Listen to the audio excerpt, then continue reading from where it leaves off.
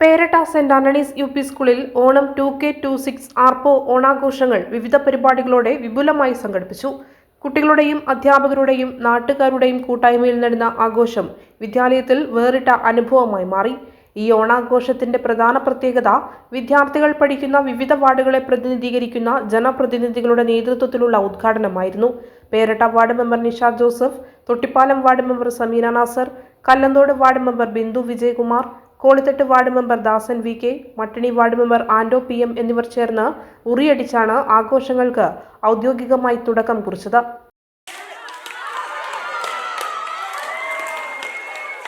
വളരെ മനോഹരമായ ഉദ്ഘാടന ചടങ്ങ്. ജെസ്സി ടീച്ചർക്ക് ചോറ് കിട്ടാൻ സാധ്യതയില്ലെന്ന് തോന്നുന്നു.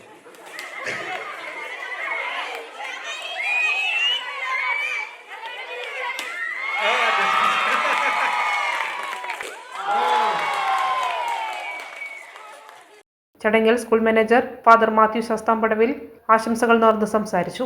ജെസ്സി ആന്റണി ചടങ്ങിൽ സന്നിഹിതരായിരുന്നു. സ്കൂൾ അങ്കണത്തിൽ നടന്ന വിവിധ മത്സരങ്ങൾ ആഘോഷത്തിന് മാറ്റുകൂട്ടി. പൂക്കള മത്സരം, മലയാളി മംഗ മത്സരം, മാവേലി മത്സരം, ആവേശകരമായ വടംവലി മത്സരം എന്നിവയോടൊപ്പം കുട്ടികളുടെ വിവിധ കലാപരിപാടികളും അരങ്ങേറി. ഇതിനു പുറമെ രക്ഷിതാക്കളായ അമ്മമാർ അവതരിപ്പിച്ച തിരുവാതിരക്കളി ചടങ്ങിന് പ്രത്യേക ആകർഷണമായി.